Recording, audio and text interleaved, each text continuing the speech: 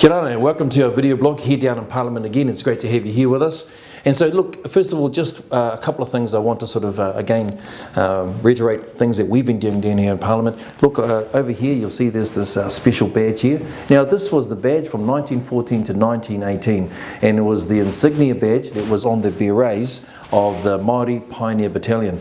And so we've had this remade, and you'll see just in the insignia there, they've actually put in Cook Islands, because there were 500 Cook Islanders that fought in the Māori Pioneer Battalion overseas as well. And so this was in honour of their service and the work that they have done. We have had a number of different services right up and down the country that commemorating their sacrifice and their service during that period as well, which has been part of our centennial celebrations throughout the next 4 years as well. Look, it's great to have you here with us in a video blog again. As you know, part of our video blog is about introducing the people and the places of Parliament.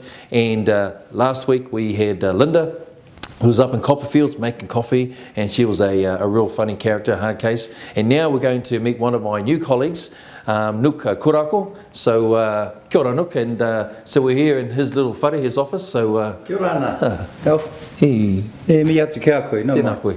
So look, have a seat there, and so it's great to be here, and Nook's one of the new class of 2014 that's come in, so he's like what they call the new kids on the block, though he looks like he's not a young gun, it looks like more like an old spear like me. So so Nook, you know, it's an honour to have you here on my video blog. Apparently as soon as you do one of these video blogs, your ratings just go sky high, and so the hits will come from all over the place. So kia ora Alf. Yeah. First thing is never judge a book by its cover.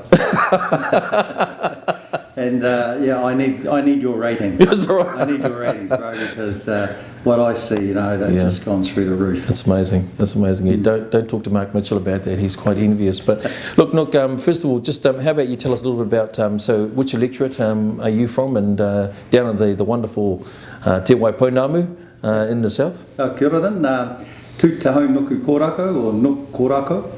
I'm the National Party list MP based in the Port Hills and Christchurch. Awesome. So look, one of the questions that people often ask us is that, you know, what is it that brought you to Parliament? I mean, you've got a whole range of experiences and qualifications that you've had in your life. What was the thing that actually brought you to Parliament and that made you want to stand? I think the first thing is that I'd never had any long-term ambitions to be a politician. It really was just sort of part of my journey that it came from when I was overseas. I was there for over 20 odd years. Mm-hmm. I came back to New Zealand with my young family. I got involved with iwi politics first with my iwi Ngaitahu, and then after the earthquakes in Christchurch, I got really frustrated with the way the council was operating, so I put my hand up first in the local body elections for Banks Peninsula. I came in quite late, and anyway, I lost by 5 votes. Couldn't get off 5. So anyway, that was my first foray into you know, politics outside of the iwi. Mm-hmm. Then I was approached by a couple of senior members of the National Party, and they asked me if I wanted to run for the Port Hills as a candidate, first of all. Mm-hmm. So that's what I did. I had a couple of questions. Where are you going to put me on the list?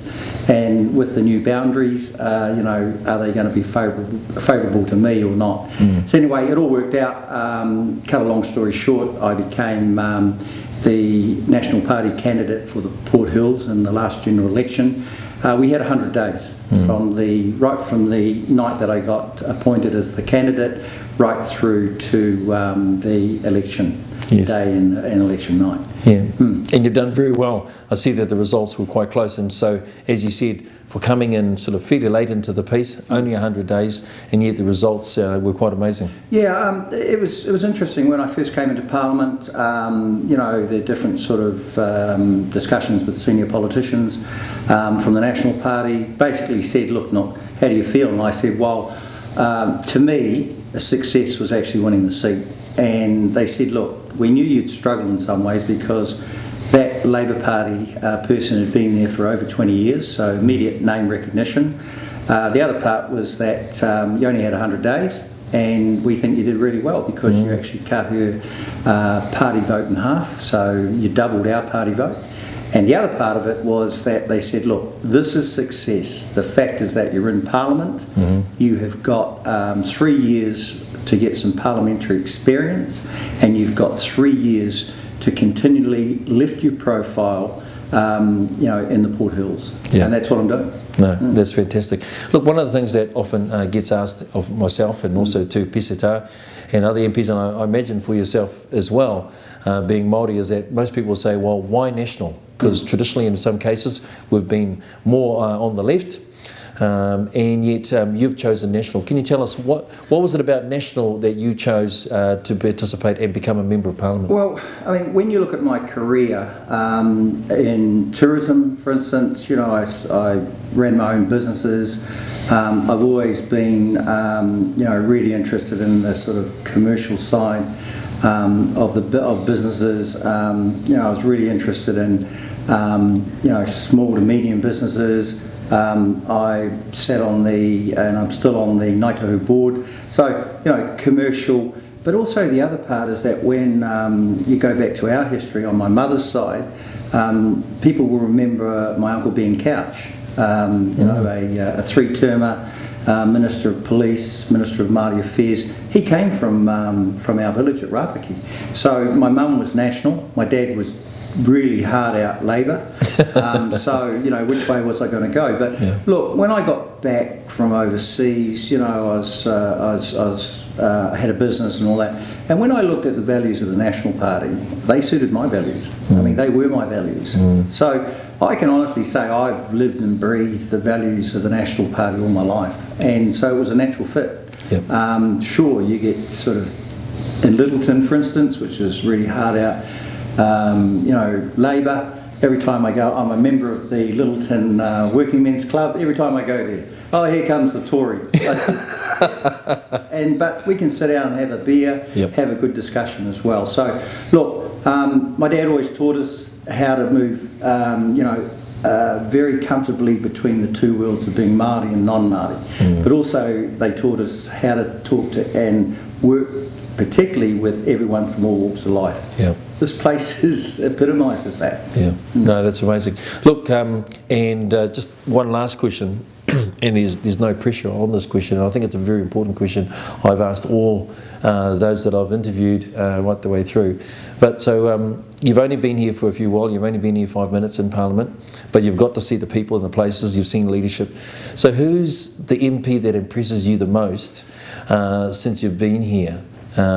Just want you to think that don't rush. I really don't have to rush. I mean, when I think around that question, I think of someone that's good looking, intelligent, really has those leadership values, is a Māori also, but lives offshore. Someone I think that really does I think reflect my values, our whānau values and all that, and it has to be Alfred Ngaro. Folks, that is amazing. Look, there was not prescripted at all, and obviously there was no bribery involved in that, but thank you very much. I think we'll be posting that up to the PMO's office as soon as we can. But no, look, seriously, look, I just want to say thank you. For all jokes aside, I seriously think that we are really blessed and really fortunate to have in our 2014 candidates that have come through and MPs that have come through that really are making a difference. And Nook is one of those for us. His leadership, his experience that he brings, and the mana that he has, that when he stands on behalf of us as the National Party and also now as behalf of the government, it really does make a difference. And so, I just want to say it is really an honour. Besides all the joking aside that we have, one thing that we do is that we learn to have fun and a bit of joy on the journey, but at the same time too, when we play hard as well, we work hard, and those things are important. So it really is an honour to have you here with us, and also to be honoured to come down to your whare and to your whānau and to be down there. Look forward to some fishing at some time. He's got some wonderful fishing tails, and he's got a wonderful fishing jacket, and one day we'll get to that. We won't talk about that now. That has a story of its own. But no, it's actually, I'm sorry, there's one other reason. It's the major reason why I said Alfred Ngaro is because of his beautiful wife, Muka. Good. Hey, thank you very much. Look, connect on our Facebook and on our website as well. It's great to have you here with us. This is our video blog here down in Parliament again. Ki rana e ki maniwea.